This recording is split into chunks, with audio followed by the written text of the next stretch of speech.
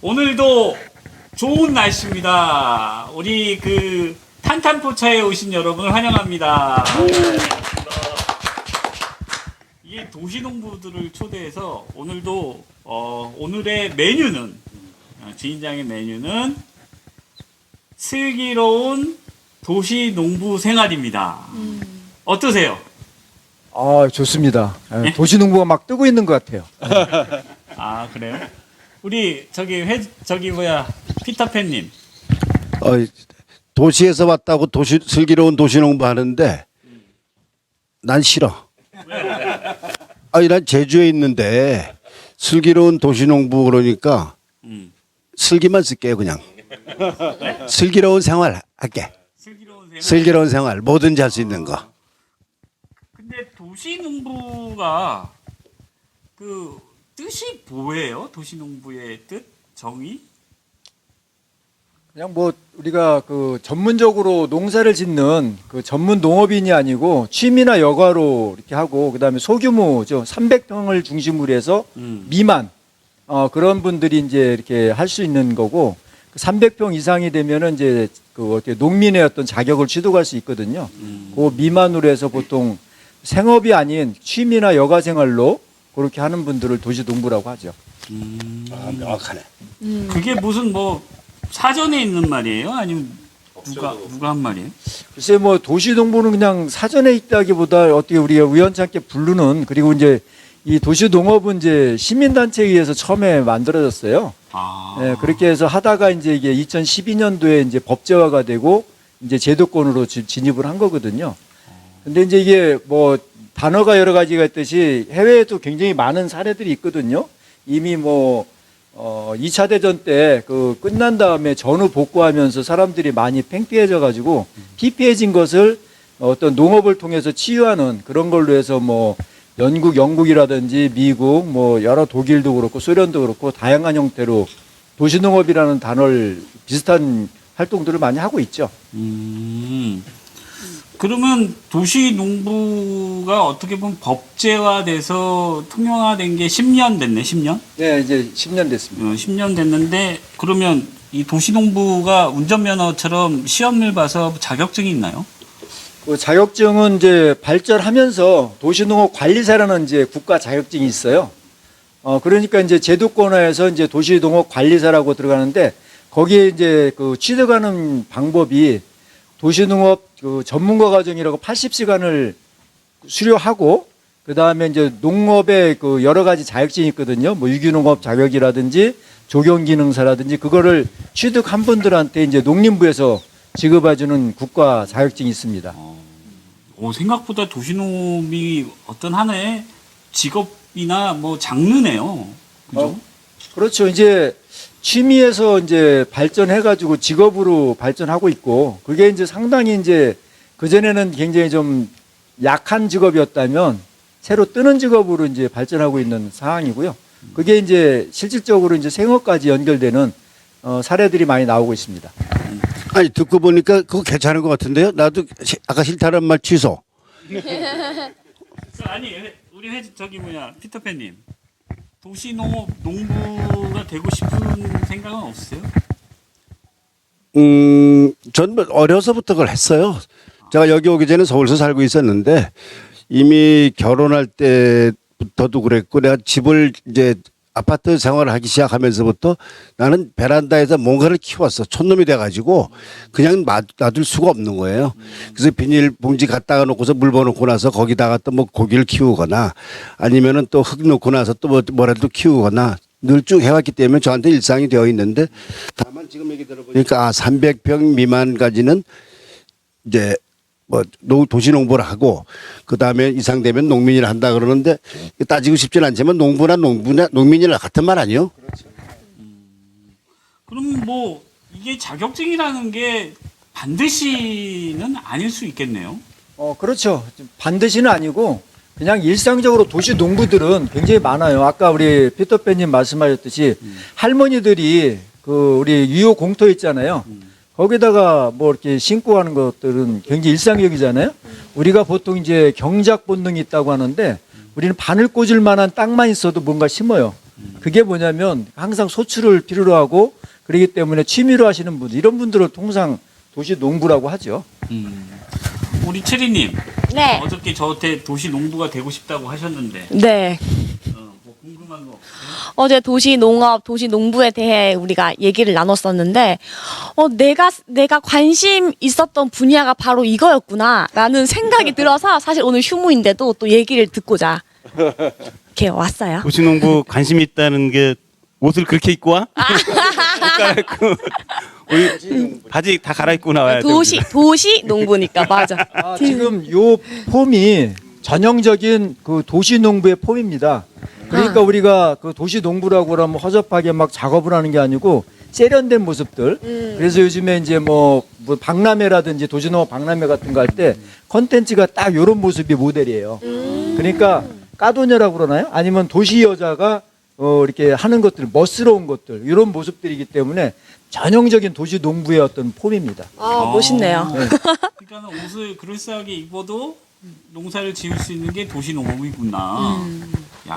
우리 지금 그러니까 우리나라에서는 아직은 도시농부가 조금 어른들 그다음에 나이 드신 분들이 취미 활동이나 아니면 소일거리로 생각하시는 경우가 많은데 사실 미국이라든지 뭐 뉴욕이라든지 이런 데 가 보면요. 거기는 도시농업 그 어바너스 파머라든지 뭐 이렇게 어반 파머 뭐 이런 식으로 나오면 굉장히 섹시한 거예요. 거기는 왜냐하면 그 젊은 애들이 그 위통 벗고 앞치마 딱 두르고 그리고 나서 농사를 한다든지 아니면 아까 지금 한 것처럼 복장을 깔끔하게 갖추고 말 그대로 벌을 옥상에서 키우는데 내가 꼭 그걸 이상하게 입을 필요 없는 거예요. 그러니까 햇볕 가리는 모자 정도 그것도 자기가 원하는 예쁜 모자 쓰면 되는 거고. 조금이니까 깨작깨작 하면 되는 거네. 그렇죠. 네. 깨작깨작 하는 거예요? 내가 일하다가 그냥 뭐 하다가 말 그대로 근무하다가 잠시 올라와서 벌통 좀 벗주면 되는 거고. 그러니까 그런 것들이 굉장히 섹시한 직업에 속하는데 우리나라는 아직 그런 개념이 조금은 아직까지 거기 안 갔죠. 그러니까 깨작깨작이니까 한 가지 생각이 나서 물어보고 싶은 게 그 우리나라 주말 농장 많이 하잖아 사실. 그리고 옥상 정원 이런 거 많이 하는데 사실 도시 농업이라는 얘기가 생기기 이전서부터 주말 농장이란 걸 먼저 한 거예요? 그렇죠. 그러니까 그게 이제 뭐 서울시 같은 건 대원농장이라고 서초동에 있는 큰 농장이 있는데 거기부터 이제 한 70년대 그때부터 이제 육성을 시작을 했고 이게 이제 그냥 보통 이제 도시농업 그러면 우리가 주말농장이나 아니면 또 서울시 같은 데는 이제 뭐 양평이라든지 이렇게 이제 개발 지형 구역에 이제 거기다가 친환경으로 하기 위해서 이렇게 많이 하고 있는데 그런 걸 통칭으로 도시농업이라고 하지만 더 확대해 가지고는 꼭 식물을 키우는 거 거기에 한정되지 않는다. 양봉도 그렇고 뭐 우리가 할 수 있는 모든 활동들이 여러 가지가 있는데 그런 것들을 다 통칭으로 도시농업 이렇게 하죠. 양봉 얘기하니까 그 빌딩 옥상에서 벌 치우다가 벌통이 다 나와가지고 그 주민들 그 민원은 없어요 그거? 그러니까 이제 양봉이 이제 세력이 확장하면 분봉이 되잖아요. 그 분봉이 될 때가 가장 이제 그게 이제 얘들이 독립을 해서 나가면 이게 이제 어딘가 남아가지고 굉장히 이렇게 민원 그렇게 생기는데 그게 이제 그 전에 사례가 몇 번 있어요. 그래서 그런 것들이 해서 미리 이제 그런 걸 할 때 분봉하기 전에 미리 이제 옮겨줘야 되는 그런 상황들이 있죠. 그리고 농업하면은 뭐 내가 자꾸 좀 까칠하게 물어봐서 그런데 우리가 이제 비료, 퇴비 뭐 이런 거 얘기하잖아. 그게 이제 그 주변 옥상이나 뭐 가까운 데서 하면 뭐 냄새 난다고 그런 민원들 없나? 요즘에 이제 냄새 날 수 있어요. 날 수 있고 나 같은 경우는 사례로 보면은 우리 집에 있는 음식물 쓰레기 100%를 다 퇴비로 만든단 말이지. 근데 이제 그 우리 원룸에 있는데 거기 20세대가 되는데 그 세대에 전부 다 100% 쓰다가 오면은 냄새가 나요. 근데 옆집하고 친하기 때문에 그리고 수확량이 나오면 내가 옥상과 옥상을 던져. 안 친하면 싸움 나잖아. 아니 그러니까 그 뭐냐면은 인정을 하는 거지. 이해를 하는 거야.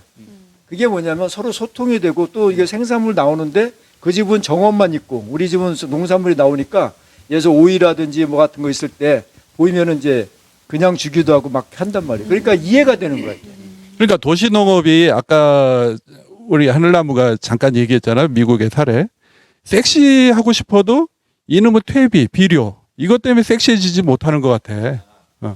그것 같은 경우는 지금 어떻게 생각하시면 되냐면 우선은 지금 기존에 우리가 농업 방식을 고수하면 어쩔 수 없이 냄새가 나고 그럴 수밖에 없는데 현재 지금 EM이라고 하는 거 각종 미생물들 중에는 그 우리가 말하는 암모니아를 분해하는 우리가 사실 제일 싫어하는 냄새가 암모니아, 똥 냄새라고 하는 게 암모니아 냄새가 대부분인데 그런 것뿐만 아니라 그런 것들을 분해하는 미생물도 많고 그것이 호기성, 혐기성 균들을 우리가 거기다 투입을 하게 되면 아까 음식물 쓰레기도 냄새가 나지 않고 그냥 깨끗하게 관리가 가능하고 그 다음에 또 비료를 꼭 그것만 주는 게 아니라 우리가 복합 비료라고 하는 화학 비료로도 주기도 하는데 화학 비료가 무조건 나쁘다는 게 아니라 실질적으로는 화학 비료하고 이 퇴비하고의 차이는 뭐밖에 없냐면 이건 자연적이고 이건 화학적이라는 사람들이 그 인식이 있는데 실질적으로는 그 안에 들어있는 화학 비료들은 바로 이온화가 돼서 식물이 흡수할 수 있게 하는 거고 그렇지. 그 다음에 우리가 여기 퇴비 안에 들어있는 것들은 그것들이 미생물이 분해를 해서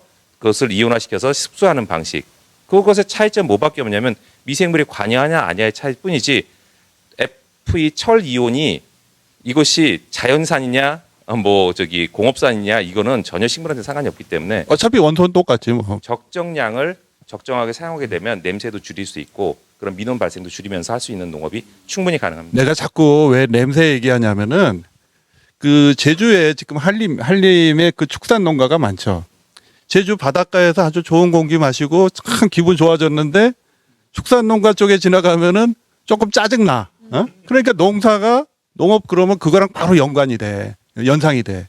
그 실질적으로 그 미생물을 이미 지금 농지청에서 해서 배포를 하고 있고 판매를 하고 있는데 농민들 입장에서는 그러니까 축산 농가 입장에서는 그게 추가 비용이고 그래서 그렇지 실제로 우리 지금 최근에 그 미생물들 같은 경우는 진짜 뿌리면 1시간 이내 냄새가 거의 한 절반 이상 사라집니다. 그러니까 그런 것들이 이미 있는데 실질적으로는 걔네들 입장에서는 아주 심하게 하지 않는 이상은 그걸 추가 비용을 들여서 하려고 하지 않는 것. 그러니까 그런 노하우를 많이 좀 공유를 하고 좀 가르쳐줘야 좀 활성화가 많이 되지 않을까 싶네. 지금 좀. 이제 옥상이 가장 중요한 게 이제 가장 삶의 현장에서 바로 나오기 때문에 그렇게 하는데 요즘에 이제 친환경 뭐죠? 그러니까 아주 그 냄새 안 나는 그런 것들이 굉장히 많이 나와 있기 때문에 내가 한 조금만 비용 더 내면 그런 냄새 안 나고도 충분히 가능한. 참 또 물어볼게.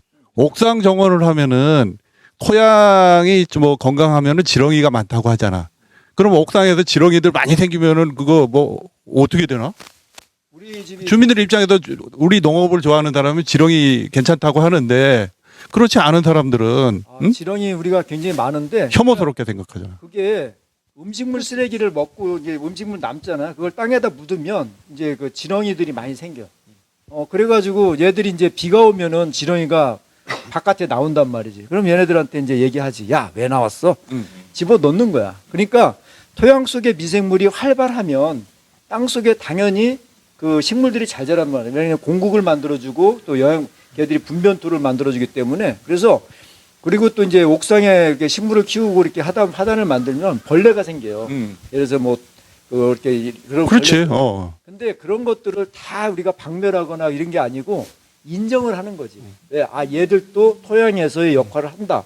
그렇기 때문에 얘들이 집으로 들어가지 못하게만 만들어주지 나머지는 그대로 놔두는 거예요. 그 은하수는 인정하는데 업이니까 그렇지 않은 주민은 기겁을 하지 기겁을. 기겁을 할 것 같은데 이게 이제 그 풀어야 될 숙제들이 여러 가지 있는 것 같아 또. 근데 걱정할 필요가 없는 게 지렁이는 땡볕에 나와서 기어와서 집까지 안 들어가요. 땡볕에 나오면 죽으니까. 그러나 걱정 안 해도 돼. 그러니까 지금 이제 그런 부분에 대해서는 이제 사실 우리가 어쩔 수 없는 부분이 생기는 것이 그러니까 어떻게 보면 교육의 역할이고 우리가 사회적인 분위기가 바뀌면서 생기는 그건데 실질적으로 벌레라는 것 자체가 우리가 많고 벌레도 많고 지렁이도 많고 주변에 생명이 많을수록 당연히 우리가 사는 환경은 더 좋아지는데 어떻게 보면 거꾸로 지금 어떻게 되냐면 그런 것이 없는 환경이 더 좋은 환경이라고 착각을 하고 있는 그런 것들을 하는 거고 그다음에 지렁이라는 것들을 처음엔 사람들이 굉장히 그거 하지만 우리한테 해를 전혀 끼치지 않는데 그리고 또 하다못해 파리 한 마리는 바퀴벌레 한 마리는 인간에 비해서 수백 배 이상 작은데도 불구하고 두려워한다는 것은 뭐냐면 우리가 알고 있는 그 기본 상식 자체에 대한 그 개념이 달라져 있는 건데 그것들을 그 사람들한테 뭐 아까 말한 건 설명하는 것은 의미가 없고 이해를 시켜서 이걸로 인해서 우리가 더 좋아지는 거고 사실 바퀴벌레가 없다 그러면 어떤 일이 벌어지냐면 우리 아마 싱크대 밑에는 음식물 쓰레기로 가득 찼을 거예요. 근데 그것을 사실 분해시켜준 역할을 하는 애들인데 우리는 그걸 무조건 혐오하고 무조건 죽이고 나면 어떻게 하냐면 우리는 쓰레기를 다 주변에 안고 살아야 되는 그런 역할을 하게 됩니다. 그러니까 지렁이를 이름 바꾸는 것도 중요한 것 같아. 지렁이가 한자로 뭔지 알아, 체리? 토룡. 옛날에 토룡탕도 얘기했잖아. 어? 그래? 오. 그것처럼 땅의 용. 대단한 아이구나. 그러니까 이제 우리가 이제 사례가 있는데 사실 이제 옥상 한 10년 정도 내가 이제 계속 옥상에 정원을 꾸미고 이렇게 하다 보니까 밑에 층에 우리가 5층에 있는데 이제 우리 학생들이 있는데 가끔씩 벌레가 들어와 가지고 민원이 있어요. 있는 거 분명히 인정을 해. 근데 이게 거기에 마이너스하고 플러스 효익이 과연 어느 정도냐면은 예를 들어서 99대 1 정도로 보면 돼.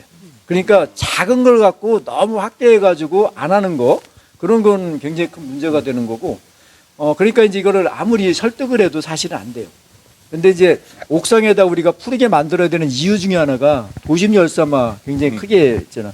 그러니까 내가 건물을 세웠고 그 건물의 녹지를 훼손했으니까 우리의 인간은 그 가장 그 녹지의 일부 공간을 다시 자연한테 돌려준다는 그런 생각으로 해서 꼭 그걸 식물을 안 심어도 예를 들어서 뭐 잔디를 깐다든가 해도 건물의 온도 그리고 또 전체적으로 생태계가 굉장히 건강하다 이런 쪽에서 좀 큰 생각으로 우리가 접근할 필요가 있지 않나 이렇게 생각을 하는 거지. 그러면은 우리가 이제 기후 환경 위기에 대응을 하고자 이제 그런 녹색 공간을 많이 이렇게 확보하는 건 좋은데 그러면 그거를 지속적으로 해주려고 하면 뭐 또 이제 뭐 정부를 욕하는 건 아닌데 그 지원을 해주고 또 어느까지는 뭐 해주고 그 다음에는 뭐 자체에서 알아서 하라 뭐 이런 것들이 있을 텐데 그런 것들도 법제화가 딱 돼 있는지 은하성님 그거에 대해서 계속 이해를 하시고 그러면 뭐 1년 동안만 지원해주고 그 다음에 2년부터는 내 돈 아니면 또 다른 사람 돈을 내서 그 옥상 녹화된 부분들을 계속적으로 그 유지하려고 하면 비용들이 많이 나오는데 그걸 어떻게 마련해야 되는 거예요? 간단해. 내가 좋아서 하는 거니까 내 건물에 내가 세는 건 내 돈 들여서 하는 거야. 기본적인 원칙은. 근데 정부에서 이런 것들 장려하기 위해서 상당히 많은 예산을 지원을 해주고 있단 말이지. 그러니까 그런 것만 알면 사실 할 수 있는데 지원이 문제가 아니고 그거 내 빈 공간을 효율적으로 써야 되겠다는 인식 자체가 있고 당연히 내 건물에 내가 효율을 높이는데 내 돈 써야 되는 건 기본이란 말이지. 그거를 우리가 인정을 하고 그 다음에 이 공간에 대한 아까움을 스스로만 한다면 굳이 그렇게 정부의 돈을 뭐 왜 안 주냐 이런 얘기 할 필요가 없단 말이야. 그럼에도 불구하고 이미 상당 부분의 지원의 제도가 있는데 안 하는 이유가 두 가지가 있어. 왜 그러냐면 내가 건물 지을 때 생각을 한번 해봐. 우리 체리님이 건물주다라고 생각했을 때 옥상에다가 뭘 한다고 그러면 걱정되는 게 두 가지가 있을 텐데 첫 번째는 누수의 걱정일 거야. 그러니까 방수 누수의 방수 걱정. 문제. 두 번째는 무게가 많이 나가서 혹시 무너지거나 균열되지 않을까 이런 걱정이 있잖아. 맞아. 그러니까 그런 걱정을 하는데 우리 건축법에 의하면 제곱미터당 최소한 뭐 300kg 이상 다 이게 근거가 되게끔 튼튼하게 만들어져 있음에도 불구하고 그런 것들을 다 걱정만 하고서 안 한단 말이야. 그러니까 우리 같이 시민운동하는 사람들이 그런 걱정을 덜어주는 역할들 그리고 무거우면 가볍게 그 다음에 누수 안 새게끔 하는 새로운 방법들을 개발해가지고 자꾸 알려주는 거야. 그게 뭐냐면 이게 뭐 법이나 아니면은 예산이나 이런 문제가 아니고 감성의 문제란 말이지. 나도 해보고 싶어 그럴 때 그 공간을 쓸 수 있게끔 자연스럽게 유도하고 그 사람들이 쓰는데 비용이 많이 들어간다? 그럴 때는 이제 예산이 어디서 지원을 받을 수 있는지 이런 것들을 알려줘가지고 도시농부들이 자꾸 늘어나면 사회가 건강한 사회가 된다는 얘기예요. 내가 그래서 물어보고 싶은 게 자기 건물이면은 내 의지에 따라서 할 수 있는데 내가 15층 아파트에 살아요. 그리고 또 제일 상층부 15층에 살아. 그래서 거기에 뭐 옥상 정원을 했어. 그럼 관리 주체라든지 그런 부분들은 어떻게 해? 이제 우리가 노원에 하는 사례가 있었는데 그게 이제 동대표 회장이 한 개 동에 서울시 지원을 받아가지고 그걸 쫙 만들었어요. 뭐 가볍게 만들고 이렇게 해가지고 거기 수박도 키우고 굉장히 많이 했지. 근데 이제 공동주택이라는 건 주인이 여러 명이잖아. 그렇지. 그러니까 거기에 분쟁이 생긴 게 그 회장이 물러나니까 이제 그 반대하시는 분들이 싫어해가지고 다 또 없애버리고 이런 것들은 분명히 있는 거지. 학교 텃밭도 그런 거 하나 요새? 학교 텃밭 같은 경우도 이제 정부에서 이제 지원해 주어서 이제 만드는 경우가 있는데 많이 있고 지금 거의 대부분 학교들은 텃밭이 잘 조정이 돼 있어. 근데 문제는 뭐냐면 교장 선생님이 좋아하시는 분은 그걸 장려를 하는데 이게 또 이제 좋아하지 않는 분도 계실 거 아니야. 그런 분들은 또 이게 싹 없애고 다른 걸로 만들고 이게 계속적으로 바뀌기도 하고 또 한 가지는 이게 보통 이제 만들어 놓고 3년 정도를 이제 뭐 학교 텃밭 스쿨팜 강사를 지원해 주는데 그 이후에는 이제 자체적으로 하게끔 돼 있는데 그 이후에 이제 예산이 안 나오면 또 안 하는 경우도 있고 그런 문제가 내가 또 까칠하게 자꾸 물어봐도 미안한데 그러면 학교 텃밭 하면은 제일 그 쫄병 선생님이 가서 매일 김 매는 거 아니야? 나도 그 생각했는데. 아니야. 체리가 그럴까봐 지금 나도 그 생각했어. 절대로 쫄병 선생님이 하지 않고 교장 선생님이 해. 그거는 뭐냐면 교장 선생님이라든지 아니면 뭐 행정이라든지 아니면 거기 저희 주무관이라고 경비라든지 이렇게 하시는 분 있잖아요. 그런 분들하고 연결을 하는 거지. 쫄병 선생님이 그걸 그 동아리 형태로 모여서도 하기도 하고 또 어떤 데는 선생님이 좋아가지고 그냥 그걸 쭉 이끌어가는 분들 많이 있어요. 근데 그것도 시각의 차이인데 학교 텃밭을 하는 이유가 교장 선생님이 취미로 좋으라고 하는 게 아니고 사실은 거기에 학생들 인식 전환 교육 그거 같이 하려고 하는 거 아니야? 당연하지. 근데 이제 그게 이제 우리가 뭐 스쿨팜의 강사들이 뭐 매주 나가는 게 아니고 뭐 2주에 한 번 나간다는 그러니까 누군가는 평상시에 관리해 줘야 되는데 그 관리해 주는 사람이 우리 가장 낮은 우리 선생님이 하는 게 아니고 그 리더 그러니까 그 교장 선생님이나 교감 선생님은 시간이 많아요. 그러니까 그분들이 이제 많이 하는 거야. 한가로운 사람들. 그리고 또 더 궁금한 거, 자꾸 궁금한 거야. 저 보통 저기 하면 거기 농약 안 치나? 우리 친환경을 추구하긴 하지만 그래서 이제 우리가 친환경 약재를 직접 만들어 가지고 이제 이렇게 하고 그다음에 가급적이면은 생물 종다양성을 많이 살리기 때문에 벌레 같은 것도 잘 안 잡아. 잡는데 어떻게 하냐면 우리가 나비벌레 같은 거 있잖아. 그런 것들을 쭉 모아 가지고 쟤들이 이사를 시켜. 그래 가지고 애들한테 이제 이야기하는데 가급적이면 생명을 죽이지 않는 노력들을 하긴 하지만 어쩔 수 없이 약을 치는 경우도 있는데 그래서 만약 치게 되면 친환경 약재 이런 것도 하지. 거기서 나오는 도마도 이런 거 해가지고 학생들이 먹고도 혹시 탈 났어. 아니, 너무 까칠하게 물어봐도 죄송해. 예? 탈난 건 없고 이제 아이들이 직접 키운 거기 때문에 집에서 상추를 안 먹는 아이들이 이걸 내가 키운 거기 때문에 상추를 먹어서 식생활 개선이 엄청나게 발전하는 것들은 많이 있지. 예를 들어 가지고 뭐 그런 활동들은 아주 사례들이 많은 게 왜 그러냐면 집에서 아무리 먹이려도 그래서 당근 같은 것도 자기가 키운 거라 그러면 맛이 없어도 막 서로 또 주변에서 맛있다고 그러니까 이게 더군다나 먹거든. 그런 사례들 한번 얘기해. 요새 애들이 당근 되게 좋아하대. 당근 마켓 뭐 이런 거 해가지고.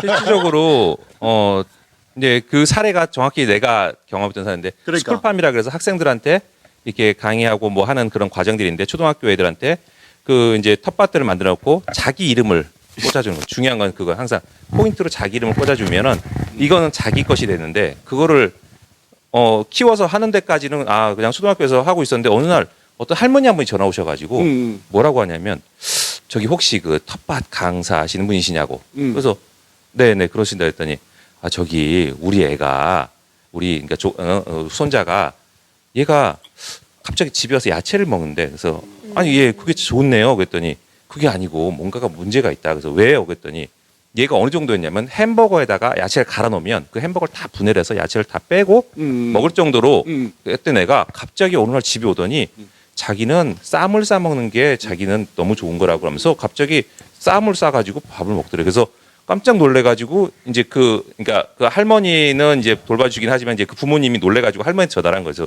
얘가 왜 갑자기 야채를 먹어요? 그랬더니 그 할머니가 그러게 요즘에 안 그래도 뭘 먹는다고 하더라. 얘네들이 그 다음부터 뭐가 됐냐면 얘가 바로 그것뿐만 아니라 아까 당근, 오이, 뭐 토마토 뭐 이런 것까지 다 먹기 시작을 하는. 근데 그것까지 걸리는 과정이 딱 3개월. 3개월 만에. 왜냐면 자기가 키워서 남들이 했는데 그걸 뭐하냐면 그 학교에서 제일 좋았던 게 뭐냐면 선생님들이 자기가 점심시간이 되면 애들한테 상추를 몇 개씩 자기 따와라 자기 거를. 그래가지고 거기서 시쳐가지고 자 싸서 먹자라고 했는데 얘네가 처음엔 안 먹었는데 주변에 다 먹으니까 먹었는데 아까 말한 것처럼 딱 맛있다니까 맛있구나가 돼가지고 그래가지고 근데 그런 경우들이 어른 애들한테는 아까 말한 것처럼 3개월 이내에 모든 변화가 순식간에 일어나는데 어른들은 더 늦은 데 비해서 그런 것들이 자주 있습니다. 그러면 그 초등학교 교육에 아까 은하수 형님이 많이 보급됐다 그러는데 체리야, 너는 그런 교육 받아본 적 있어? 사실 나는 초등학생 때 스쿨팜이라는 게 없었어. 그래서 지금 얘기를 듣는데 스쿨팜이라는 제도가 정말 좋구나. 지난번에 제주도 어느 초등학교에 잠깐 지나가다가 봤는데 실제로 밭을 봤거든? 몇 학년 몇 반 이렇게 해서 쫙 잘 되어 있더라고. 근데 아까 쿠니 오빠가 말한 것처럼 이거 근데 학생들은 사실 막 이렇게 흙하고 벌레 만지기 무서우니까 선생님들이 다 하는 거 아닐까라고 의심을 하긴 했지만은 사실 어렸을 때부터 자연스럽게 이렇게 체화하고 경험을 하면은 커서도 도시 농부 생활할 때 우리 집에 벌레 나오는데요 이런 불만이 조금 줄어들 것 같긴 해. 어렸을 때부터 너무 자연스럽게 경험을 했기 때문에. 당연히 도심 아이들은 벌레만 보면 많이 그러지. 우리 아이도 그 불암산 고등 밑에 유치원을 그 다녔는데 산속에 있는 건데 거기서 이제 벌레들하고 하니까 처음에 얼마나 놀랐겠어. 근데 그 경험을 그런 유치원에서 그런 또 초등학교 가서 그런 교육을 받으면은 나중에도 그런 기억들이 생길 거 아니야. 기억들이 생기면 나도 다시 아까 우리 은하 선생님 얘기했듯이 회개하고 옛날에 가는 방향으로 가다 보면은 그게 바로 우리가 추구하는 뭐 물순환 구조, 뭐 환경 이런 게 아니라 인간 존엄성의 가치를 다시 한번 되돌아볼 수 있는 기회를 제공해 주는 것만으로도 뭐 행복하다고 생각이 드는데 그러면 그런 교육을 받지 않은 체리는 나 교육 받았어. 형 그냥 받았어. 진짜? 충격적인 얘기 해줄까? 뭔데? 우리 때는 초등학교라고 안 하고 국민학교라고 그랬잖아. 피터팬. 국민학교죠. 응? 그때 우리 무슨 숙제가 있었냐면은 양파 키우기 관찰학습이 있었어. 응? 컵에다 다 해봤지. 응? 그런 게 사실은 우리도 예전서부터 그런 의식들을 갖고 있는데 그걸 이제 본격적으로 실생활로 들어온 게 우리가 주말 농장이라든지 도시 농업으로 이렇게 발전한 거 아닌가 그런 생각이 들어. 체리는 양파 키우기 안 해봤어? 생각해보니까 해봤어. 그치? 근데 나는 이거를 체험이라고 생각하지 않고 교과서에서 양파를 유리컵에 넣고 뭐 며칠에 한 번씩 물 주세요 뭐 이런 거였기 때문에 따라했다고 생각을 했지. 되게 신기했어 나도. 이거를 내가 농사 체험을 해본다라고는 와닿진 않았던 것 근데 같은데. 체리야, 이게 만일에 은하수 형님 얘기했듯이 너 건물 있어? 아니 없어. 가고 싶어. 나도 없어. 야, 그러면 이거 어떻게 열심히 하지? 일하면 생길 응, 거야. 그래야겠다. 큰 거. 그러면은 천상 그렇잖아. 체리하고 나하고 만약 지금 나가서 제주시에 나가서 건물 좀 좋은 거 하나 응? 하나 우리 봐두자. 봐서 근데 그걸 어떻게 해? 설득을 해야 될 거 아니야 건물주를. 그게 어려울 것 같다는 생각이 드는 거지. 이 사람들이 내 건물에 막 이런 부분인데 그런 부분은 제도적으로 할 수 있는 이런 방안들 아니면은 뭐 아까 잠깐 얘기했지만 서울시나 이런 데서 이런 것들이 교육은 받긴 하지만 시스템으로 하나의 구축을 되면은 어떨까 싶은데 그런 어떤 만드는 그 다양한 여러 가지 활동들을 은하수 형은 어떻게 하고 있어? 제일 좋은 건 관공서야. 관공서는 네 것도 내 것도 아니잖아. 그러니까 내 거로 만드는 거야. 어렵게 생각하지 마. 그러니까 지금 보면은 안 되는 걸 생각해서 자꾸 뭐 안 된다고 하지만 사실은 여기 우리 탐나라공원이 어떤 곳이야? 돌 던지고 길을 묻자잖아. 그러니까 내가 가야 되는 예를 들어서 주변에 있는 주민센터, 그 옥상 그 공간은 이미 상당 부분 녹화가 돼 있어. 이미. 그러면 그거를 주민이 공동체를 모아서 같이 관리하자. 이래가지고 동아리 형태를 만들어서 설득을 하는 거야. 그래서 거기서 나오는 이렇게 수확물 같은 거를 공동으로 나누기도 하고 또는 기부도 하고 이런 식으로 해서 우리 공간이라는 거를 꼭 지금같이 우리 공유경제 많이 발전하는데 내 건물이었어야 된다는 그런 어떤 생각 자체를 버리란 말이야. 유연하게 해서 그다음에 유효공간들 이런 공간도 보면은 이 건물에도 공간이 있잖아. 여기다 이렇게 사실은 시멘트만 바닥으로 놔두면 이건 죄악이다라고 인정을 해야 돼. 그러니까 떨어지는 빗물도 받아야 될 뿐만 아니고 이거를 피복을 시켜라.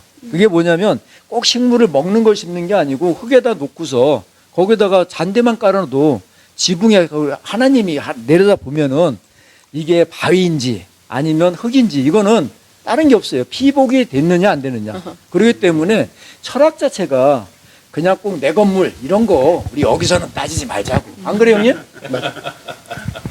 맞는 얘기야. 쓰는 자가 임자요. 아니 그럼 피터팬 형 쓰는 자가 임자라면은 야 체리야 우리 여기 하나 뭐 아이디어 하나 내갖고 우리가 일을 해가지고 1000평짜리 밭 하나 쿤이 만들어? 형님하고 셋이 또 황 PD하고 한번 여기 만들어 볼까 하나 여기 열심히 도시 사람들이 많이 와요. 와서 아, 뭐 좀 하고 싶다 이런 얘기 많이 해. 다 하라 그래. 다 하라 그래. 수십 명만 100명도 넘을 거 다 하라 그래. 근데 도시농에서 저기 도시 사람들이 그런 데 와서 뭐 하겠다는 사람들의 특징은 뭐냐면 하겠습니다. 그리고 돌아가서 연락도 없어. 안 해.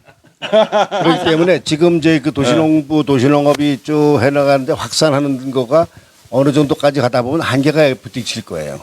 그렇다면 한계 부딪힌다고 본다면 아까 얘기했던 냄새라든지 이런 부분도 걱정하지 않아도 되고 제주에 또 한림에서 냄새 나는 거는 3만 평, 30만 평이 넘는 데서 나오는 거니까 냄새가 나오고 300평 미만에서는 냄새 날 건덕지도 아마 없을 거라고 봐요. 사실은. 그렇기 때문에 바로 이제 지금 저는 여기 도시 사람인데 다른 사람들도 와서 나 땅 주면 할게. 땅 줄게. 다 심어. 뭐라도 심어. 그런 사람들처럼 어차피 냄새 날까봐 못하고 이제 이유가 막 나오는 거야. 나 이래서 못했어. 나 퇴직하고 갈 거야. 천만의 말씀. 지금 심지 않은 사람은 정년 퇴직해도 못해. 자, 이야기가 이제 좀 이렇게 좋은 얘기들이 많이 나왔어요. 근데 슬기로운 도시 농부 생활의 어떤 농부의 자질이 있다면 어떤 자질이 필요한가요? 나 혼자 같이 않고 같이 살아가는 공동체 의식이 가장 중요한 거야. 그 뭐냐면 공동체라는 건 사람과 사람과의 관계도 있지만 사람과 자연의 관계거든. 그러니까 지금 뭐냐면 우리가 지금까지는 나를 위해서 살았잖아. 근데 살다가 보니까 굉장히 그러니까 피폐해지고 너무 도시화가 되니까 이렇게 살아서는 안 되겠다. 이런 자각을 한 사람들이 어떻게 하면 좋을까라고 해서 자연과 친화되는 사람이거든. 예를 들어서 우리 노자 이 건물도 옥상 보면은 벼 있단 말이지. 그러면 여기다가 어떻게 하느냐면 빗물을 받는 거에다가 이렇게 해가지고 흙을 해서 잔디를 깔아야 돼. 그래서 위에서 우리가 드론으로 찍었을 때 이게 평원을 만들어야 된단 말이지. 그거는 어렵지 않아 요즘에. 기술들이 많이 있고 여러 가지 제품들이 나와 있거든. 그러니까 떨어지면 빗물을 먼저 받고 그 심지로 해가지고 그 빗물로 해서 하면은 우리가 관수할 필요도 없단 말이야. 그래서 그런 것들을 많이 하면 좋겠다 이렇게 생각합니다. 우리 체리 동생은 농부가 되고 싶은데 그런 어떤 궁금한 게 많을 것 같아요. 어떤 그러니까 오늘 어제 더불어 오늘 또 은하수 오빠가 많은 말씀을 해주셨는데 사실 나는 보통 사람으로서 이런 정보를 얻을 수 있는 곳이 어딘지를 잘 모르겠어. 나도 슬기롭게 도시 농부 생활을 하고 싶은데 유튜브에서 찾아보는 거는 한계가 있어. 이제 도시에 보면은 이제 우리 시민단체들이 보통 이제 지역별로 이제 이렇게 구별로 대체적으로 있고, 물론 이제 잘 되는 데도 있고, 우리 노원 같은 경우는 되게 잘 되는 거지. 아마 전국에서 가장 잘 된다고 하는데, 예, 그러니까 그런 곳에 시민단체 같은 데 들어가면은 도시농부학교라는 교육 프로그램이 있어. 거기에서 이제 뭐 도시농부의 어떤 뭐 기술도 배우고, 뭐 여러 가지 소양 같은 것도 배우면서 관심을 유발하고, 그 다음에 여기서 좀 더 하면 도시농업 전문가 과정이라고 각 이제 도시농업의 그러니까 농업기술센터라고 각 이제 시도별로 있거든. 거기에 이제 교육 프로그램이 있고 이런 걸로 이제 하면서 시민교육 프로그램들에 참여해가지고 하나씩 배워가는 거지. 그러니까 제일 중요한 거는 내가 식물에 대한 관심이 있어야 되는 거야. 아, 조금 전에 체리가 이제 도시농업에 관심이 많다고 얘기를 했는데 실제로 여기 제주에 있으면서 자기가 풀 뜯고 뭐 콩도 심고 하고 있는데 그거하고 도시라는 게 오니까 자꾸 딴 것처럼 생각하는데 이미 본인은 하고 있잖아. 건물도 걷어내고 풀 잡초 뽑고 하는 걸 하고 있는데 도시농법이라고 나오니까 다른 일 같이 해서 좀 괜히 부러워하고 이러는 것 같은데. 맞아. 나는 탐나라에서 도시농부 생업이야? 활동을 하고 있었는데 생업이었어. 근데 나는 저기 하늘남한테 궁금한 게 하나가 있는데 지금 이제 코로나 시대에 있으면서 그 대면을 하고 하는 게 아니다 보니까 가장 학교에서도 중요한 거는 우리가 아까 전에 은하 선생님이 했듯이 공동체 의식을 갖고 어떤 팀적인 조직까지 이런 것들 서로 애워줘야 되는데 지금 시기에는 상당히 어렵거든. 지금 과제가 팀플 하기가 너무 어렵고 이게 다 저기 줌 촬영, 줌 수업이라든지 비대면으로 하다 보니까 이 부분은 과연 교육을 시킨다라고 하면은 어떻게 그런 가치를 공유를 할 수 있는 방안들이 과연 있을까 이게 학생들이나 지금 뭐 어른들은 말고. 학생들 같은 경우는 우리가 지금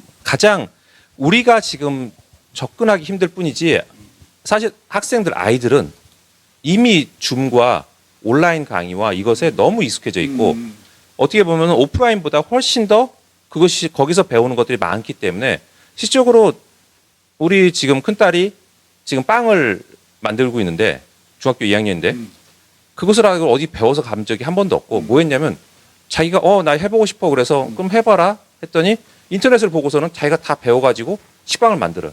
그래서 지금 솔직히 우리 노원에 저기 우리 천수 메이커 팀에는 식량으로 쓰시는 분이 계실 정도로 그렇게 하고 있는데 그런 것들이 우리가 지금 생각하고 있는 아이들의 관점을 우리 관점에서 볼 게 아니라 걔네들은 이미 그것이 돼 있고 그다음 메타버스라고 하는 요즘에 말하는 그런 곳에는 우리는 모르지만 거기서는 이미 수십억, 수백억, 수천억의 아이들이 그 속에 안에서 뭘 하고 있냐면 활동을 하고 있고 더 재밌는 건 뭐냐면 그 안에서 수익을 발생하고 있어요. 무슨 얘기냐면 그 온라인상에서 자기네들이 자기가 아는 것들을 다른 아이들한테 전파하고 그걸 가지고 수익을 얻는 과정을 이미 하고 있다고. 우리는 모르는 세상. 무슨 얘기냐면 우리하고 분명히 있고 우리 지구에가 분명히 있는데 우리하고는 다른 세상 그 안에 들어가지 않으면 있는지 없는지도 모르는 세상에서 이미 하고 있는데 그런 것들에 대한 것들을 우리가 자꾸 교육을 제대로 때 해야지라고 하면은 걔네들 입장에서는 이미 다른 세상에 살고 있기 때문에 우리가 뭐 교육을 뭐 자꾸 강요해봐야 우리의 기준을 할 게 아니라 걔네들 세상에 들어가죠. 메타버스 안에 들어가고 온라인상에 들어가서 얘네들한테 가르쳐줘야 되는 거는 핵심이 뭐냐면 그 아까 얘기했던 이 문제들이 생기는 이유는 뭐냐면 다 부모들 때문에. 무슨 얘기냐? 엄마가 벌레만 보면 기겁을 해. 아이들은 어떻게 돼요? 그것이 그냥 엄마 놀라는 거지만 아이들한테 공포가 돼. 그러면 그것을 뭘로 해줘야 되냐면 엄마들이 첫 번째로 자기가 직접 해보고 자기가 조금 무섭더라도 그런 것들을 싫어하더라도 해보는 것들을 아이들하고 같이 해보고 그다음에 이것이 결론적으로 좋은 거다는 걸 아이들한테 그런 것을 해주고 그런 것들을 과정들을 또 어떻게 보면 그 다른 세상에 있는 아이들한테 보여주는 것은 뭐냐면 온라인으로 만들어서 이렇게 방송을 위해서 만들어서 넘겨주고 그런 과정들을 해주면 아이들은 점차 하고 아까 말한 것처럼 3개월 이내 아이들은 지금 우리가 알고 있던 모든 것들을 바꿀 수 있는 게 아이들인데 우리는 어떻게 하냐면 우리 기준에서 항상 하니까 쟤네들을 바꾸면 어떻게 해야 되지 뭐 해야 되지 이렇게 가르쳐줘야 되나 저렇게 가르쳐줘야 되나가 아니라 걔네들이 가르쳐주는 게 아니라 그걸 이해하고 할 수 있도록 하면 아이들은 아까 몇 개월 내에 변할 수 있는 거죠. 그러니까 그 얘기하니까 생각나는 게 있다. 체리 너 번데기 먹어? 나는 먹어. 근데 서양인들이 제일 깜짝깜짝 놀라는 게 번데기 먹는 거. 그거에 대해서 굉장히 깜짝깜짝 놀래. 사실은 그 하늘나무가 얘기한 대로 그 우리 일상생활에 사실 많이 들어와 있어. 아까 양파 키우기도 그렇고. 그런데 더 궁금한 거 한 가지만 물어보고 이제 안 물어볼게. 한 가지만. 주말 농장 하는 후배들 사실은 우리가 장애물이 뭔가 그거를 빨리 좀 우리가 좀 없애줘야 되잖아. 그런데 주말 농장 하는 후배의 가장 큰 고민 하나가 뭔지 알아? 거기서 나오는 농작물 있지? 어떻게 나눠줄 거야. 그래서 주말에도 나한테 전화 와. 형 지금 집에 있어? 그래가지고 차로 싣고 다니면서 아는 사람들 지인들 날라주는 거 있지?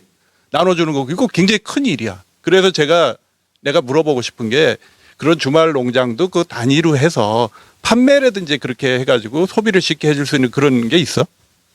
뭐 이게 로컬 푸드에서 우리가 이제 마들장이라고 우리는 노원에는 장터가 또 있어. 그러니까 뭐냐면 이제 소농들이 조그만 걸 갖고 나와서 팔 수 있도록 판매를 해주고 농민들도 판로가 별로 없으니까 도시민들이 그걸 사주는 거거든.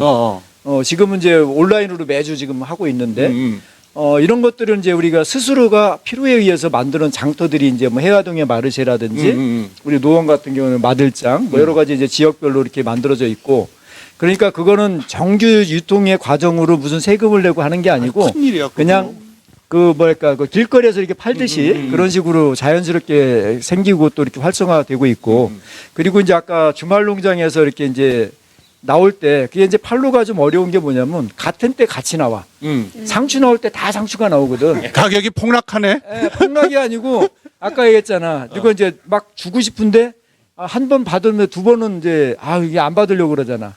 나도 집에도 뭐 조그만 선물 준비해 항상. 네, 그래서 그러니까 나 같은 경우는 이제 우리도 많이 나오지. 그러니까 항상 주는 게 아니고 A라는 사람, B라는 사람 조금씩 주는데 여기가 기가 막힌 게 내가 상추를 3번 주면 소고기가 한 번 나오는 거야. 그러니까 이거 부가가치가 굉장히 높지. 그러니까 이거를 어떻게 소모해야 된다 그런 생각이 아니고 정말로 이게 바로 공동체가 되고 나눔이 실천이 되는 건데 내가 유효한 것들이 나온 것들 꼭 뭐 상추만 주는 게 아니고 여러 가지 섞어가지고 이게 뭐 이게 주는 게 일이다라고 하면은 이런 걸 못 하는데 이건 일상적으로 나오는 것들 아까 내가 얘기했듯이 우리 음식물 쓰레기 냄새가 나는데 옆집이 나한테 항의를 안 하는 이유가 뭐냐면 자꾸 받아먹거든. 그게 뭐냐면 이웃 간의 소통이 되는 거야. 그래서 굉장히 큰 역할이 이 사람들과의 마음을 여는 그러니까 내가 그것도 큰 그 우리 수고로움이다. 그게 장애 요인이 될 수 있다. 그래서 그걸 제도적으로 어떻게 하는지 그래도 물어본 그게 거야. 이제 아까- 하늘나무가 할 얘기 있나 보네. 지금 그 부분 때문에 사실 내가 이제 그 서울시 농업센터에서 그 전문가 도시농업 전문가 과정을 하면서 하고 싶었던 게 뭐냐면 이 각 지역마다의 도시농업 시민단체들이 다 있는데 아까 말한 것처럼 똑같은 시기에 똑같은 작물이 남아서 돌아. 그렇지. 상추만 상추, 뭐 아니면 배추면 배추, 뭐 이게 남는데 사람들이 그것들을 어떻게 하냐면 나누다가 사실은 우리가 한 봉지 드리면 웬만한 집은 요즘에 1인 2인 가구이기 때문에 그거 다 못 먹고 못 먹어. 버리고 나도 그래. 두 번째 우리 받으면 집도. 아유 저 아직 남아 있어요라고도 말도 못 하고 그냥 그런 식으로 되는데 근데 되게 웃긴 건 뭐냐면 한쪽에서는 그것을 돈 주고 사야 되는 것들이 수없어. 그치. 지금 무슨 얘기냐면 우리 그 무료 급식센터라든지 아니면 자원의 배분이지.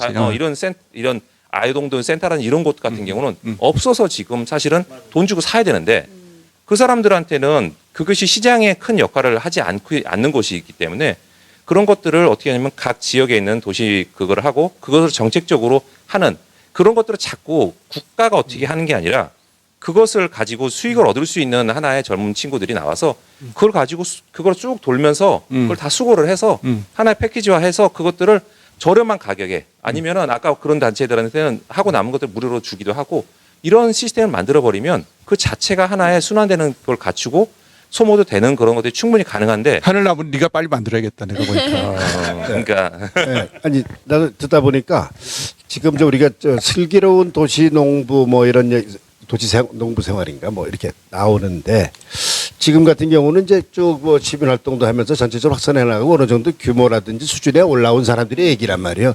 그러니까 나중에 다 마소출이 나온 걸 어떻게 처리하느냐까지 걱정하는데 중요한 거는 이렇게 취미라든지 그걸 취미 쪽으로 해서 다시 한번 접근하고자 하는 사람들로부터 새로운 쪽에 유입이 되는 게 필요하지 잘하는 사람들에게 전문적인 하나 맞아. 업이 됐을 경우는 나 그냥 가도 된다고 봐요. 다 알아서 하니까.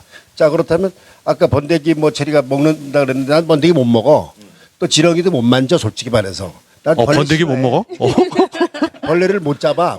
발이 잡아도 발이 딱 칠 때도 사실 웬만하면 반만 때려. 반만 때. 야 신공이네 신공. 반만 때려서 그냥 너 그냥 가 좀 제발 내 눈에서만 사라지라고 하는데 자 그런 사람이 집에서 할 수 있는 부분은 결국에 어떤 그 그린에 대한 취미 생활. 자 그럼 나는 뭐 주로 어떤 거 제일 쉬운 것부터 얘기하면 아까 냄새 문제 걱정할 게 없는 게 그 종묘하는 데라든지 하면은 그 물잔디 있어요. 물잔디 요만큼 한 원만 사보다 얼마 안 돼. 그거 저기 접시에다가 휴식 깔고서 물 딱 부어놓으면은 한 3일이면 이파랗게 나와. 새파랗게 돼. 베란다까지 갈 것도 없이 집안의 거실이 이뻐져요. 알죠? 그 다음에 또 감자 같은 거나 뭐나 요것이 눈 요걸 생명을 키우는 방법을 조금만 이해를 하면 생각보다 많아. 파도 그냥 잘라내서 끄트머리 있는 것 같아 딱 키워도 보고 마늘 크지 뭐 양파 크지 거기서 하다가 얘를 좀 살려볼까 하면서 베란다에 흙을 넣고 한번 넣어보는 거야. 그 순서를 접근하기 쉬운 순서. 맞아. 자 골프 치러 가는 사람이 그것들 꽃갱이라고 본다 홈이라고 본다 그럼 이걸로 한다 집에서 한번 해야겠다 갔더니 뭐가 좋더라. 조그만 질경이라든지 작은 생명 하나 갖다가 한번 심어보는 거예요. 그것 때문에 안 죽고 병균 안 들어오거든. 그러니까 아주 쉬운 것부터 해나갈 수 있는 것부터 해주면 지금 조금 더 하다 보니까 이제 어려워져. 나 같은 사람도 어려워지거든. 우선은 그냥 보통 사람들 아까 이런 경우는 자꾸 묻기만 하는데 절대 안 할 거거든. 내가 보니까 바로 이런 사람이 할 거야. 말로만 하고 내가 안 할 거라고 믿는 거 아마 보니까 선생 같아 직업이. 일단은 해놓고 질러놓고 나서 싹이 나왔더라 그럴 때에 이거 만약에 호박씨를 하나 따는데 싹이 나왔어. 집에서 이걸 호박 갖다 했더니 물어보는 거 또 이거 전문가지 동호실농업하는 물어보고서 요거 만약에 이걸 좀 많이 나오면 어떻게 팔지? 우선 내가 팔아줄게. 이제 전문가도 이렇게 하면 해결이 돼요. 그러니까 문제는 문제를 낳는 거예요. 그러니까 문제 생각을 안 하면 우선 시작하고 그러니까 처음 하는 사람이 시작하게. 그러니까 난 지렁이를 싫어하니까 지렁이 안 나오는 거 하면 되거든. 흙에도 안 하고도 지금 휴재만 해도 될 게 많아요. 그 피터팬님이 얘기를 잘 하셨는데 아주 뭐 핵심적으로 접근하셨어요. 그러면 농사할 사람 우리 체리 동생은 어떤 거 키우고 싶어요? 저는 이제 나이가 30살이 되다 보니까는 건강을 좀 더 생각하게 되더라고. 그래서 미안해 오빠들. 미친 거 아니야 너. 미안해 오빠들. 그래서 건강하면서. 마트에서 아무리 잘 씻겨져 있고 이제 상처가 안 난 채소들, 과일들도 건강하고 나한테 좋겠지만은 내가 키운 게 믿고 먹을 수 있겠다는 생각 때문에 사실 내가 작은 텃밭을 가꾸어서 내 손으로 직접 비료라든지 친환경적인 것을 줘서 키워서 먹고 싶은 생각이 가장 큰 거지. 추후에 내가 나중에 아기를 낳으면은 아기한테도 유기농 좋은 것만 먹이고 싶은 마음이니까는. 뭐 키우고 싶냐고. 응, 그래서 애기도 키우고 싶어. 같이. 매 끼마다 가장 필요한 뭐 고추라든지 양파라든지 이런 가장 기본적인 것. 그런 야채들 위주로 키우고 싶고, 그리고 이제 욕심이 또 생겨가지고 과실 나무도 조금씩 키우고 싶어. 그러면 우리 저기 뭐야 은하수님. 네. 고추 뭐 이런 거 잘 키울 수 있어요? 도시에서? 우리도 많이 예. 달렸던 거 아니에요? 아주 잘 키울 수 있는 게 뭐냐면 얘들은 온도만 제대로 맞추면 돼. 가장 실패하는 요인 중에 하나가 고추 같은 게 열대성 작물이거든. 근데 보통 보면 이제 우리 텃밭이라든지 가면은 모종상에서 되게 빨리 나와. 전략적으로 그러는 거야. 여러분 속으면 안 돼요. 왜 그러냐면 한 번 심고 또 실패해야 다음 살 거 아니야. 그러니까 보통 이제 3월 말 4월 초에 막 이렇게 나온단 말이야. 근데 그것 때 심으면 100% 냉해를 입어요. 냉해를 입으니까 보통 서울 같은 데는 5월 5일 정도. 그래서 우리는 우리 같이 이제 나이 먹은 사람 어린이날이 필요 없잖아. 그래서 그날을 뭐라면 고추 심는 날. 그래가지고 딱 정하는 거야. 그러니까 5월 달 이후에 고추를 심어야 냉해가 없는데 보통 보면 3월 달 말 4월 초에 막 심으니까 냉해가 있는 거야. 그러니까 내가 작년에 한창 피터팬 오빠랑 장에 가서 한창 묘종을 사왔어. 고추, 딸기, 파 다 사왔어. 그런데 사실 고추가 많이 열리긴 했는데 우리가 못 담아먹었지. 관리를 제대로 못한 것도 있었고 벌레도 너무 코였고 달려도 요 정도? 그리고 이제 작은 고추야. 그래서 고추 같은 그런가? 경우는 우리가 처음에 타면은 첫 번째 고추가 있단 말이야. 그건 반드시 따줘야 돼. 그걸 방아다리라고 하는데 왜냐하면 고추는 영양성장하고 생식성장을 동시에 해. 그러니까 자기가 몸집도 키우고 씨도 맺는단 말이야. 그러니까 얼마나 힘들겠어. 그래서 애가 몸집을 클 때는 몸집만 키워야 된단 말이야. 그래서 열매를 자꾸 따줘가지고 몸집을 키운 다음에 애가 성인이 된 다음에 씨앗이 나오면 건강하고 또 많이 달리는데 처음에 탁 나온 게 얘를 얼마나 이쁘겠어. 그러니까 얘만 쳐다보고 있는 거야. 그러면 이제 전체가 몸집이 안 커지기 때문에 수확을 많이 못하지. 아까 체리가 벌레도 많이 생긴다고 그랬잖아. 그래도 고추 농사하면은 농약 이 바로 이미지가 바로 연관이 되잖아. 맞아. 그거에 대해서 어떻게 생각해? 아, 근데 지금 아까 집에서 내 베란다에서 벌레나 탄저병은 사실은 없어. 생기질 않고 기껏 해봐 진딧물 그런 게 있기 때문에. 그리고 제일 좋은 팁을 하나 알려주자면 고추 같은 경우는 원래 사막에서 나온 애들이기 때문에 얘네들은 그 흙이 따뜻해야지 잘 자라고, 또 고구마도 마찬가지로 흙이 따뜻해야 잘 자라. 지금 아까 여기 우리 어제 고구마 한 데서 보면 잘 안 나오는 이유 중에 하나가 뭐냐면 여기에 흙들은 흙 안에가 온도가 차가워. 고구마를 제일 잘 키우는 건 뭐냐면 가공성이 비료 포대에다가 흙 담아놓고 거기다가 고구마 줄기 하나 탁 꽂아 놓으면 그것은 나중에 보면 고구마 반 흙 반. 그다음에 고추도 마찬가지로 내가 정말 진짜 존경하셨던 할머니 한 분이 뭐냐면 우리 동네에 지금 이제 집을 헐어버리셨는데 그 다가구로 지어졌지만 그 당시에 뭐였냐면 그 집을 가면 항상 그 저기 담장 위에가 비닐봉지 2겹으로 까만 비닐봉지 2겹으로 만들어서 거기다 흙을 담아가지고 고추랑 고구마랑 여러 가지 심어놓았어. 근데 정말 뭐냐면 거기 집의 고추는 항상 수십 개씩 열렸어. 수십 개씩. 그게 뭐냐면 이 할머니는 경험상으로 흙이 따뜻해야 잘 자란다는 것을 경험상으로 아는 거예요. 그리고 그 할머니 물 주는 방법을 내가 사실은 말하면 이 빗물 활용을 그 할머니한테 배운 거야. 그 할머니 어떻게 했냐면 옛날 집들은 그 집 위에가 노란색 그 물탱크들이 있었어요. 있지. 가끔 단수가 되니까.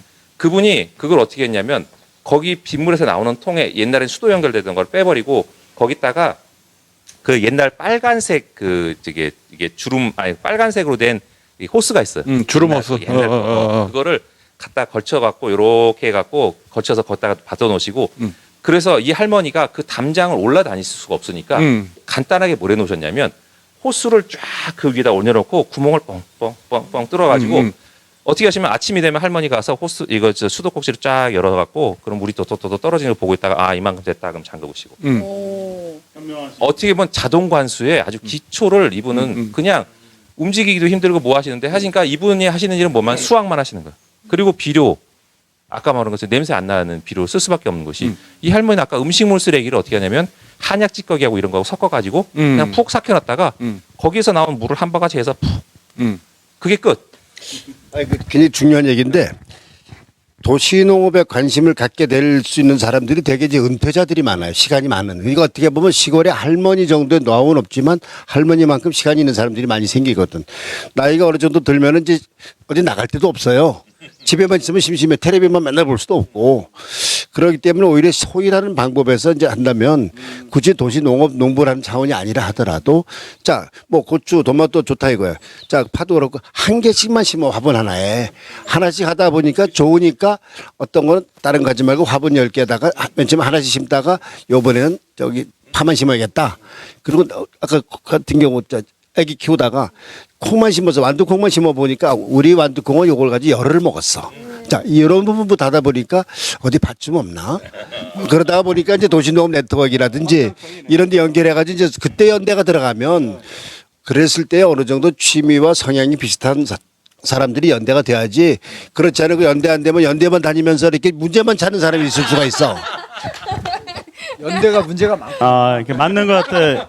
아, 피터팬 형님 얘기했듯이 우리 진짜 문제가 아버지도 많네. 그 과천에서 약간 산턱에 그냥 소일거리로 진짜 퇴임을 하시고 이제 뭐 한 80대 뭐 70, 80대부터 잠깐 하셨는데 거기 하고서 보니까 이 어렸을 때 농사하던 기억이 생각이 나서 잘하니까 너무 잘 자라는 거. 고추며 방금 얘기했던 이런 뭐 고구마 이렇게 뭐 이런 것들이 토마토부터 시작해서 쌍추 뭐 너무 잘 되니까 지나가던 분이 이렇게 여기 땅이 많으신 우리 은하수 형님이 지나가다가 저 양반 보라 저를 잘 키우네. 너희네 여기 양반 여기 쪽에 내 땅이 있는데 거기 나만 노는데 거기 한번 거기 가서 하세요. 여기까지 멀리 오시지 마시고 그랬더니만 어디요? 해갖고 같이 갔더니만 거기 있다 그래갖고 그게 하나의 아버지의 하나의 일과예요 하루에. 그러니까 거기서 나오는 거 그 사람 또 주고 자기 또 내가 먹고 가족들 다 주고 아 이게 우리 아버지가 이거 도시농업 벌써 신청하셨구나. 내가 딱 들으면서 아이디어가 생각나는데 그 소일이라는 게 참 좋은 것 같아. 원래 농업을 하면 농사를 지면 시골에서 이제 소가 일을 하는 그 소일을 사람이 이제 하는데 지금 이제 은퇴자가 많아지다 보니까 이제 소일 하는 거예요. 슬기롭게 하는 건 소일을 잘하는 거야. 시간 소일을 잘하는 방법 중에 하나를 자연으로 돌아가는 쪽으로 해서 자연으로부터 배운다. 여기서부터 소일하다 보니까 커지니까 내가 소일까지 하게 되는 거야. 소가 할 일까지. 그러면 농업이 되겠지. 지금 아주 중요한 내용들을 사실 가고 있는 것 중에 하나가 뭐냐면 요즘에 치유농업이라는 것 자체가 굉장히 뜨고 있어요. 그게 뭐냐면 아까 그 할머니가 그 동네 인싸였어. 지금으로 말하면 인싸. 왜 그러냐면 이 할머니는 말 그대로 그것들을 자기가 이 담장이 여기서부터 여기까지 한 10m밖에 안 되는데 거기서 하루에 나오는 고추량이 뭐 한 거의 100개씩 나오니까 이 할머니는 어떻게 하냐면 그걸 싸다가 봉지에다 요만큼씩 담아갖고 그냥 문 앞에다 내려놓으시는 거예요. 그럼 동네 아주머니들이 그걸 가져가시는데 그냥 감동이다, 가져가지 않아. 감동. 아까 말한 것처럼 그걸 몇 번 가져가면 소고기가 들어오든지 뭐가 들어와. 그리고 이 할머니가 뭐 하고 계시면 옆에 와갖고 뭐 얘기를 하게 되고 이 할머니는 심심하실 틈이 없어.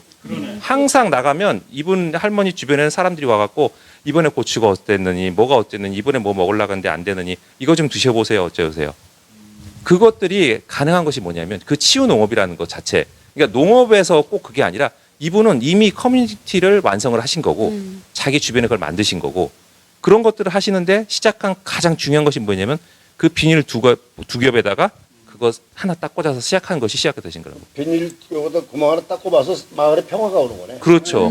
그런데 아까 전에 최고의 노하우를 가르쳐줬네요, 그랬잖아요. 그랬잖아요. 할머니 터전 어떻게 된 거야? 그러면 할머니가 새로 그 인싸가 돈 벌어서 지은 거야? 아니면 그러니까 뭐 소식 듣기로는 이제 그 아들이 이제 이 할머니가 너무 그러시니까 이제 고향으로 내려 보내드리고 그걸 하신다고 하셨는데 진짜로 어떤 일이 있었냐면 그 건물 할 때 동네 아주머니들이 와가지고 할머니 어디 가셨냐고 다 물어볼 정도로.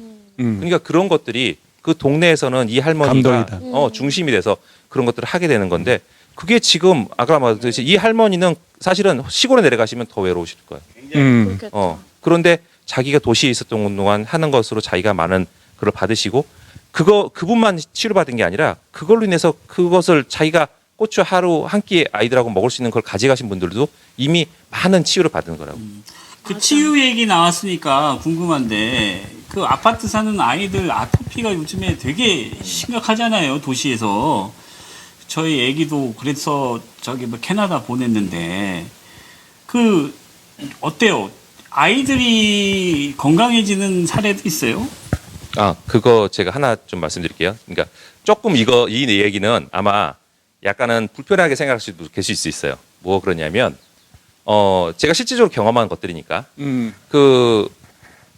이게 지금 이 구조가 이렇게 됐다는 것이 참 듣고 나시면 좀 어이가 없으실 건데 우리가 아이들이 아토피라든지 그런 천식이라는 생기는 게 뭐냐면 과민성 반응 증상이에요.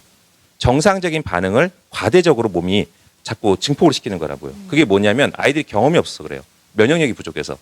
다양한 어렸을 때부터 사실 우리 뭐 옛날에 벽지도 뜯어먹고 막 흙 파다가 그냥 그대로 손 뭐 먹고 하면서 다양한 코 질질 흘리고 다니는 게 뭐냐면 그 면역력 싸움을 어렸을 동안 많이 하면서 면역력이 강화된 아이들은 그런 일이 거의 없어요. 근데 뭐 하냐면 아파트 속에 살면서 첫째로 공기가 나빠요. 무슨 얘기냐? 아파트의 공기는 왜 나쁠 수밖에 없냐면 창문이 밀폐가 너무 잘 돼서 이산화탄소 농도도 높고요. 그다음에 아파트에는 물을 뿜어줄 수 있는 것이 아무것도 없어요. 우리는 주변에 이 식물들이 물을 뿜어주기 때문에 우리는 항상 습도를 유지하지만 아파트는 물을 다 빨아들여요. 좀 건조해. 그런 증상들이 뭘 일으키냐면 아이들한테 아토피라든지 이런 피부 질환이라든지 모든 걸 일으키는데 자, 이 문제가 생기면 이제 엄마들은 어떻게 하냐? 이제 병원을 가요. 그러면 뭘 해줘요? 아이들한테 스테로이드를 줘요. 뭘 하는 거냐면 아까 말한 것처럼 몸이 민감성을 덜 하도록 하는 약을 주는 거예요. 그러면 어떻게 돼요? 신경이 좀 둔해져요. 그러면 그것이 증상이 완화된 것처럼 보여. 그 아이들 해결책은 뭐냐면 의사들 다 알고 있어요. 2달만 시골에 내려보내면 70% 애들이 70, 80% 애들이 다 완화가 돼요. 증상이. 근데 문제는 엄마들이 싫어해요. 난 시골이 싫거든. 벌레가 싫거든. 애를 데리고 와서 뭐 하는 게 편하냐면 약을 먹이는 게 편해요. 그러면 가습기 틀어놓고. 그렇죠. 근데 약을 먹으면 자 무슨 일이 벌어지냐? 아이들이 그 스테로이드를 먹게 되면 좀 약간 맹해져요. 왜냐면 아이들이 한참 신경이 날카로워질 때 그거를 억제시켜 놨으니까. 그럼 이제 엄마들은 걱정을 해. 그래갖고 이제 병원을 가다가 병원을 가는데 그렇게 됐으니까 이제 한약방을 가요. 그러면 한약방에서 뭘 주냐? 총명탕이란 걸 줘. 청명해져. 총명탕이 뭐냐면 이제 스테로이드는 두 가지 역할을 해요. 하나는 그렇게 둔하게 하는 것은 어떤 스테로이드는 굉장히 신경을 날카롭게 만들어줘요. 그럼 아이들이 그걸 먹으면 어떻게 돼요? 활발해지고 굉장히 좋아져요. 근데 문제는 뭐냐면 주체를 못 해요. 그래가지고 막 정신없이 막 뛰어다니고 뭐 말을 안 들어요. 산만해지네. 그거를 뭐라 그래요? ADHD라고 불러요. 주의력 또 결핍. 그걸로 또 주의력 결핍이라 그래서 또 병원을 가. 그럼 또 약을 줘. 무슨 약을 줘요? 다시 완화시킨 약을 줘. 이게 아까 말한 것처럼 이게 조금 과장될 것처럼 들리지만 실질적으로 이 강남이라든지 서초라든지 이런 데 있는 엄마들이 순환을 돌리고 있는 거예요. 약국 순환이라 그러는데 병원 순환이라고 하는데 약국 투어라고 하는데 여기 이 병원 가면 괜찮고 이 병원 가면 괜찮고 이 병원 괜찮고 이게 아까 그런 것들을 해결하는 방법은 뭐냐면 자연으로 아이들이 나오면 되는 거예요. 그러면 해결될 일. 그리고 아이들한테 잦은 병들을 조그만 병들을 자꾸 앓게 해주는 것들. 그게 면역력을 강해서 아이들을 치료시켜주는 그냥 기본인데 그거를 자꾸 집 안에서 아닌 곳에서 나쁜 곳에서 해결하려고 하고 그것을 쉽게 돈으로 약으로 해결하니까 생기는 문제가. 그러니까 궁금한 게 그러면 아까 시골 보내면 3개월이면 다 낫는다고 그랬는데 그 서울에서 도시 농사를 지어도 나요? 네, 아니 그러니까 뭐냐면 서울에서 도시 농사를 지어서 낳는 게 아니라 아까 우리 여기 계신 분이 흙과 다 접하게? 자기 집 앞, 자기 정원에, 자기 베란다에 거기에 식물들을 키우고 그리고 그 식물들을 하면서 아이들한테 내가 이 도시농업하면서 제일 답답했던 것 중에 하나가 뭐냐면 엄마들이 와가지고 아이들이 흙을 한번 팍 했다가 손 나면은 흥부들라.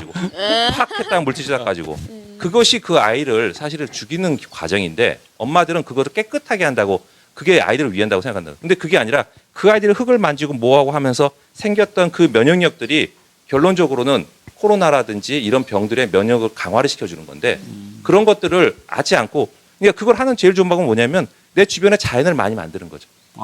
이게 이제 실질적으로 저희 몇 년 전에 우리 회원 중에 한 분이 아이가 진짜 아토피가 되게 심해가지고 막 보면은 막 벗겨졌거든. 그래서 한 2년 정도 같이 활동을 했는데 애들이 오면서 굉장히 완화되는 거를 실질적으로 봤거든. 그리고 이제 뭐 우리 아토피가 많이 하면은 또 시골로 실질적으로 많이 내려가서 그렇게 하는 것도 보고 그러면서 자연의 치유가 굉장히 크다라는 것들은 이제 간접적으로 이렇게 많이 느끼게. 그거 관련해서 내가 그 얼마 전에 미국 기사를 본 적이 있는데 그 지금 우리가 그 흙과 접하는데 우리가 어떤 뭐 균 뭐 얘기하잖아. 그래도 미국에서 이제 장이 안 좋고 굉장히 그 면역이 떨어진 사람들 우리 대변에서 그 장내 세균들을 거꾸로 추출을 해가지고 우리 몸에다 그 다시 그 주입을 하더라고. 그래서 면역력을 키우더라고. 그건 맞는 얘기 같아. 그것보다 조금 더 어떻게 보면 충격적으로 들릴 수도 있긴 하겠지만 아이들의 장 속에 요즘에는 회충이나 기생충이 없어요. 근데 되게 재밌는 사실은 뭐냐면 유럽에서 그런 논문이 이미 많이 나와 있는데 그렇지. 아이들한테 회충이나 기생충이 있는 아이들은 아토피라든지 천식 같은 게 거의 없어요. 왜 없을 수밖에 없냐면 우리 몸에 들어와 있는 얘네들은 우리 몸에서 자기도 살고 그걸 하기 위해서 계속 어떻게 하냐면 우리 몸하고 싸우는 과정에서 우리 몸이 계속의 면역 과정을 만들어내요. 그래가지고 걔네들은 그렇게 하는 애들은 그러니까 사실 어렸을 때 우리 아토피 우리 선배님 다 아시잖아요. 아토피 있었어요? 없었어. 천식이라는 것도 아주 특별한 경우 아니면 거의 없었어요. 그런데 어떻게 했냐면 그 우리가 기생충 약을 먹고 뭐 하고 이 뱃속 장이 깨끗해지면서 어떤 일이 벌어졌어요? 점점점 아프기 시작을 했어요. 지금도 마찬가지예요. 우리가 최근에 그 아마 찾아보시면 알겠지만 그 우리 자폐증 아이들한테 아까 말한 것처럼 정상인 아이들 똥에서 나온 그 저 미생물들을 주입했더니 그치. 자폐증이 완화가 돼요. 그런 것처럼 중요한 건 뭐냐면 의학적으로 하고 있으니까. 다양성이 필요한 거지 절대적으로 깨끗하고 단일화된 것이 필요하진 않아요. 몸에도 질환이 필요한 거야. 아 그렇죠. 앞으로 토령으로 불러주세요. 토령.